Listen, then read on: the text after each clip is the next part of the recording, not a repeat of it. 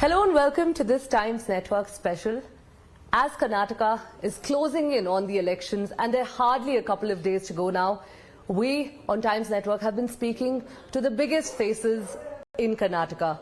Joining us today is someone who's ruled the roost of politics in the state. He's been with the BJP for decades, for as long as one can remember. And today, we are being joined by Karnataka Chief Minister, Mr. Basavaraj Bommai. Sir, many thanks for speaking to the Times Network and making time out for this. Sir, I'm just going to, jump right into it. The elections are just hardly about 3 weeks away now. We can quite literally count the days on our fingers, sir. How is the atmosphere in the BJP camp? How confident is the party and how confident are you leading the party into the elections? There's a great euphoria in BJP camp. And we have done our homework very well for the last 6 months. And we are ready for the battle and battle to win. And our workers are extremely confident, and so does all our supporters. And every time I go out on a tour, I come back with more confidence than ever before. Okay, all right. So if we go back a couple of months now from the time that you've been at the helm of affairs in Karnataka, it has really been quite a rocky ride for you. It wouldn't be wrong to say that you've been quite literally thrown with a lot of problems, and you've tackled all of it quite well, if we would say that. So are you, of course, looking for another term, sir, now as Chief Ministership? Is that something that you're going in with? There's also... See, I'll put it like this, that in 2018 election, even though BJP got 104 seats, it was a #1 party, there was unholy alliance between Congress and JDS. In almost 1.5 years, they had ruled. Secondly, there was a COVID for almost 2 years. So almost 3 years, we were stuck with either coalition nonsense or a COVID fear. So only we had 2 years to perform, and that 2 years we have performed very well, I must say. Therefore, my party needs, it deserves, the way we have tackled COVID and the way we put back economy back into this thing, my party deserves another 5 years for a good governance in Karnataka. Okay. So you said there was an unholy alliance, between the Congress and the JDS. When you ask them about this, they say that the BJP has put in all efforts to topple their government, sir, and to, form a government which isn't the people's mandate. See, they got an order from Supreme Court to prove our majority in 24 hours. That's why we could not, and they formed this thing. They fought like cat and dogs before the election. They blamed each other and they blamed their policies and they made allegations against each other. But still, for the power, they came to together. That's why I said it's unholy. The people within the coalition realized that in 1 year, that this government is totally non-performing government. This government is corrupt government, and this government is not going to take us anywhere. Therefore, they decided to resign and then come back and then get re-elected and then join us. So it's not just like an ordinary defection. So these people took a chance and they went back to the people, got their mandate, and they were added into us. So in fact, 104 was a mandate, 17 was also a mandate. Yeah. So it was the real mandate of the people. Okay. So you spoke about defections. We'll dwell a little bit more on that. The recent developments, within the BJP and of course the other parties as well. You've had Congress, JDS, everyone's had defections. For the BJP, sir, particularly, I want to ask you, some Lingayat leaders, sir, have defected, and senior ones at that, Jagdish Shettar, Ainur Manjunath, Lakshman Savadi. How are you personally, sir, of course, viewing this, and on the whole, the party, how is the party viewing this? Will it have any impact at all, sir, on the elections now? Each one who has defected, it is for their personal reasons. They had applied for the tickets and they could not get tickets for different reasons.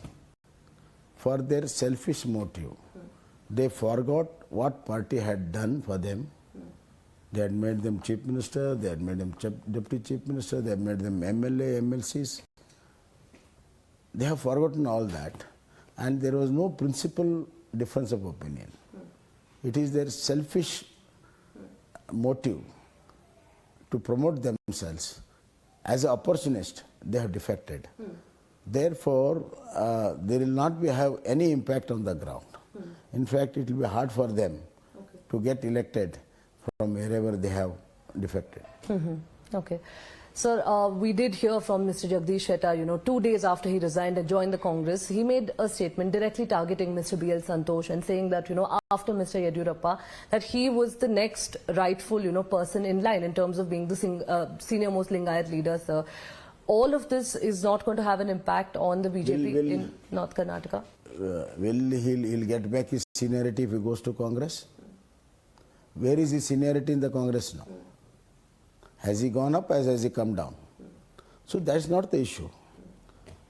The issue is that since he has already been chief minister, party thought that we should give way for the youngsters, at the same time elevate him at the center to give him a better position. So it's a transition for the seniors. And this kind of experiment of transition has been done by Narendra Modi ji and Party President Nadda ji all over the country. For example, Mr. Rupani of Gujarat Chief Minister, he was not allowed to contest, but still is in the party, working for the party. And party for 30 years given 6 times his opportunity. Now he's asking reason why he's been denied. There was no reason given when he was given opportunity 6 times. And this is a transition what party thinks should give way for the youngsters. And if that is not done by the elders, who else can be done? So, as I said, it's opportunist to blame the party for their own selfish motives. They have defected. Oh. Now, sir, of course, you seem quite confident. I'm going to address the elephant in the room on the Lingayat MLAs have demanded that a Lingayat CM face be put forward this time for the elections. That was discussed in a meeting as well. There are 2 things. In our party, we don't select CMs on the caste. But since you asked this question, I don't want to answer this the way which I am going to answer now, but I am even forced because of your question. I am a Lingayat Chief Minister already. Yes. We are given more than 70 seats. Yes. So there will be a dominance of supporters from which there is a support by Lingayats for last 30 years. It continues. So the dynamics, the caste dynamics depends a lot on the support, ground swelling support. And naturally, some people have demanded it, but I don't think and I don't endorse that anybody should be selected on the caste base. It should be selected on the capabilities and abilities. If a Lingayat has it, he should get it. If somebody has it, he should get it. Okay. So staying with, you mentioned caste dynamics, the BJP has been attempting to make inroads into, Congress strongholds, particularly the old Mysuru region. Now, those are very strong Vokkaliga belts. Unfortunately or fortunately, politics in Karnataka has largely, rotated around caste politics. How are you looking at this, sir? Is the BJP going to make some inroads? There's been a lot of push. The Prime Minister has come down, he's campaigned. Yeah. One change I am seeing in South Karnataka. There is a voter fatigue in South Karnataka. For last 30 years, they are voting either Congress or JDS. Especially the youngsters want to change this. And for last 3 years, they have been expressing it openly wherever I go. And I see a ray of hope there that youngsters will change the dynamics of the politics of the southern Karnataka. And we have given a lot of youngsters tickets and opportunities. And of course, all caste has been represented. So I think we are going to make a lot of, so you can spring a lot of surprises in southern Karnataka bastion. And we're going to make a remarkable progress in numbers also. Okay. So when we posed the same question to Mr. H.D. Kumaraswamy about the BJP attempting to make inroads there, he says that the BJP is dreaming today, that there's absolutely no way. And what we've seen in the past elections is that the JDS has retained around 30 seats or so from that region. And, they've quite literally had the BJP and Congress, dancing with those 30 seats for a coalition. See, I'll tell you. 2008 was not in 2013. And 2013 was not in 2018. 2018 is not there in 2023. Okay. There will be a lot of surprises. Surprises to the state as well as to JDS. Okay. So talking of surprises, there have been, some reports that have suggested that if at all there is a hung assembly in the state, then there could be a possibility of the BJP joining hands with the JDS. Is that at all something, sir, that's... I don't see that kind of scenario this time. Okay. People have decided that they have to vote conclusively and give a clear mandate. And as I see all over Karnataka, BJP is going to get a comfortable majority and we do not depend on anybody. Okay. So I don't see that scenario at all. Okay, okay. So Mr. JP Nadda was in, Karnataka. There was a huge fanfare as well for your, nomination which was filed in Shigao. He did go on to mention the kind of development work that you've done and, citing that FDIs, of course, have been the highest in Karnataka. So I want to ask you, Bengaluru has been renowned to be the IT capital. Are we going to retain that tag going forward now if the BJP comes back? And if yes, how are you planning that ahead? See, it is during BJP regime only. The highest FDI in the country is coming to Karnataka for last 6 to 7 quarters. And we are number one in innovation. And then we have almost mopped up 10 lakh crores investment in our investor meet. And we have got 400 fortune companies out of 500. And 400 niche R&D, and we have signed up with top companies. So the position of Bangalore as a Silicon Valley of the East will continue and probably will give run for the money in the western coast of America. Okay, okay.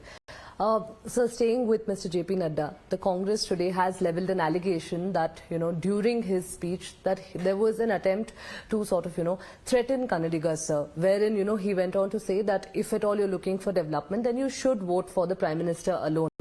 Are you at all viewing this, sir? How does you link with the Kannadigas?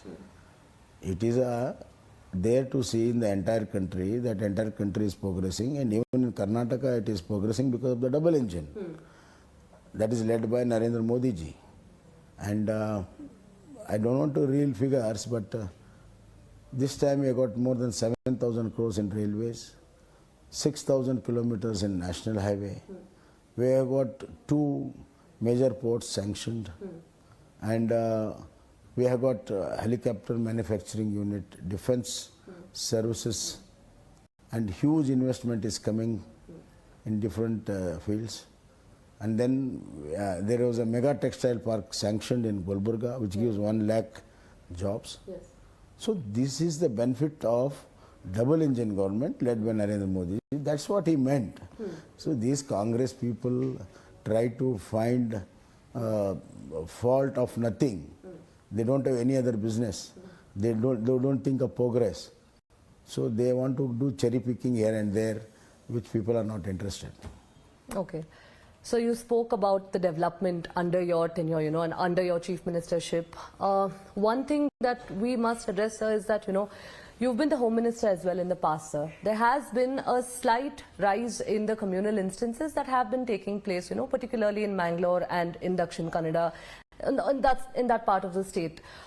You've often been accused, sir, of the fact that there has been a free hand that's been given to the right-wing organizations. Is that something that... See, if you look into the incidents, most of the incidents are triggered by PFI and SDPI. Praveen Netru's murder case, it has been proved, and international link is there. Then arson on police station in Mangalore was supported by SDFI and PFI. Of course, still more vigil is necessary, and communal harmony and peace is necessary for the growth, and we will continue to put all our efforts to see that communal harmony is maintained. Sir, talking of the PFI and the SDPI, senior Congress leader Mr. G. Parmeshwar recently made a statement that, they would even be open to, taking the support of all organizations or all parties, which are willing to support them, suggesting that even the SDPI, if, does give them support, that they would take the support. Last time, they had a tacit understanding between SDPI and Congress. Initially, SDPI said we are going to contest. Then all of a sudden they withdrew it. Why? Who made the deal? It was a deal between Congress and SDPI. This time they are coming out openly. That shows the desperate situation what they are.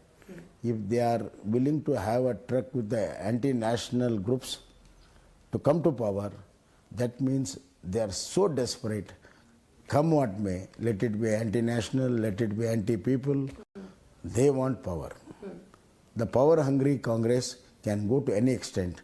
The Parmeshwar statement just proves it. Okay. Sir, we'll talk about Shivamogga. Mr. B.S. Yediyurappa said he stepped down from active politics. His son, Mr. Vijendra, of course, is now taking after his footsteps. I want to ask you, while, the BJP and the Congress have often shared this back and forth of, dynasty politics, the Congress, the JDS are now accusing the BJP of, doing the same. And the BJP, of course, too, likewise, sir, has accused the Congress of having dynasty politics. How are you viewing this on the whole, sir? All three parties indulging? Yeah. See, dynastic politics is at two levels, One is at the top level. Father is the prime minister, or a father is a president of the party. Then mother becomes, then son becomes, then grandson becomes. There are a lot of regional parties, and even Congress. All are dynastic. They have been fixed. After this person is going to come. You take Samajwadi Party, you take TMC, you take Telugu Desam, you take YSR, you take Telangana's, now it is BSR. So, whole lot they are like that, including Congress. That means control over the entire system and power. But at the lower level, as an individual, if somebody wants to come up and he has worked in the party, and there will be no continuation, this thing, if there is a gap, if somebody is going to give a space, and if it is really worth it, he has put this thing, let the people decide. So this is the difference. Supposing supposing there is one chief minister in any state, for example, I am a chief minister, and if I think of appointing my son as a chief minister, then it is a dynastic politics. Okay. Which I never do it in my lifetime. Right. But if my son over a period of 20 years, 30 years party worker, if he tries to become something, and natural process as an individual right he has, if he grows, that is not the issue. Here is transferring the absolute power from one person to another person in the family is a dynastic politics. That we are not allowing. That we are very clear. Okay. That we are very clear. For example, Siddaramaiah, which was unbecoming of Siddaramaiah, I don't know. Yesterday he has said that I am here for the last time, then my son will be there, then my grandson will be there. He is doing advance booking. Advance booking as we do in for the cinema, this thing. They are doing advance booking. This is the heights of dynastic politics. So they've said Mr. Arvind Limbavali's wife has also been given a ticket, and a couple of others as as well. So you are saying that, this is very different from what the Congress and the JDS are typically doing. Yeah. Arvind Limbali is no more MLA. If Arvind Limbali continued as MLA and would given a ticket, that was the issue. He is no more contesting. So we are giving his wife, and she is going to be elected with thumping majority. Okay. So the whole reservation itself, at some point it did seem like it had become, a huge headache, if we could call it that. There was a lot of, back and forth. There was a lot of decisions that had to be made. There was a lot of legal consulting that had to be done. But you did it. In the end, the reservation was announced. And days after the reservation was announced, there was uproar across the state, from different communities. So we'll take it one after the other. The Panchamshali community, so for starters, was quite, upset with the reservation. Is this going to have any impact at all? Have you managed to convince the them? They are welcome. They are very happy. Okay. We have met their demand. Okay. They wanted an increase in their reservation and make a special category for all Lingayats. We have done it. So they have welcomed it. Now they are all supporting us. And we have done it to Okalga communities also. And they are also very happy. And then we have increased the quota for SC/STs. And internal reservation also has been made. So it is what those communities were agitating for a long time. We have met all their demands. And we have got our own legal thinking and legal planning. We have done it. Okay, so the Banjara community, other communities, the SCs, a few smaller sub-communities. Only Banjara community, now they also understood that while doing internal reservation, they were recommended 3%. We have given them 4.5%. But there is apprehension in Banjara community that they will be removed from SC list.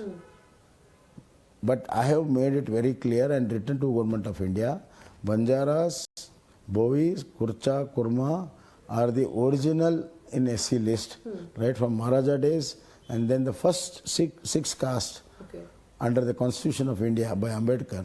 All these were all mentioned. Adi Karnataka, Adi Dravida, that is SC/ST right and left, and then Banjara, Bovi, Kurcha, Kurma, they are original. So there is no question of removing them from SC. As long as SC reservation is there in this country, they will be there in the SC list in Karnataka. So that apprehension has been removed and we increased also. So slowly people will understand it. So Congress wanted to fish in troubled waters, but now they have realized that they can't do anything more. So everything is settled, everything has been told to the people and they have welcomed it. Majority of the people have welcomed it and you can see the ground swelling support for our reservation policy when you go for the elections. So you might call this a political masterstroke of sorts, just done, of course, ahead of the elections. The intention was there to do it for very long, but in the process, while, of course, one community gains, the other is set to lose out. And now we're seeing that the Muslim community, the minorities, in fact, they're quite upset. The matter has reached Supreme Court as well. It is Congress behind that Supreme Court petition. But however, I want to make it very clear. There is no religious reservation provisions in the Constitution. Now, only on the basis of religion which were there, we have put them in economic weaker section, which is constitutionally valid. Now, let me tell you, they had 4%, and the condition was here also they should be below the economic level. They should be in this BPL level, below poverty level. That was a condition in 4%. The same condition is there in 10%. Instead of 4%, they are put in 10%. Conditions are both same. And we are put in 10%. So, in fact, they got a better space to find their opportunities. So, nothing has been done which could really harm them, and that's how they are trying to now understand it. Of course, I don't want to elaborate much because the matter is Supreme Court. But they feel that injustice has been done to them is what, they have been claiming. That's what you press people try to make out of it. No, sir, it is the community, sir. You tell me. Except Congress Muslim leaders, you talk to any common Muslim, he, especially educated Muslims, they know that the conditions are same here and there, and they put in 10%. So people realize slowly. Okay. So lastly, of course, before I let you go, one thing that, we've always seen, at least as far as the elections are concerned in Karnataka, it's been 40 years, sir, since, one single party managed to solely come to power without a coalition. So to clarify your stand on this, you are confident that the BJP is coming back in full majority, and in the case that there's a hung assembly, what are we looking at from the BJP? No, I'm not even thinking about it. Okay. So I don't think I have an answer. I should not answer also because my mind is very clear. We are going to come with clear majorities. Mark my words. Okay. With a very comfortable, clear majority, people will give us a mandate, and it will be absolutely 100% clear mandate rule by the BJP will be there, and you'll be there to see on May 13th. Okay. All right, sir. Thank you. Thank you so much for speaking with us. Well, that was Chief Minister Basavaraj Bommai there, cutting out time for us in this hectic schedule of his and telling us that the BJP is going to spring quite a few surprises here ahead of the elections, and they're confident of coming back. Well, all eyes are going to stay on Karnataka till the elections end. And do stay tuned to Times Now and Mirror Now as we continue to bring you all the latest and more.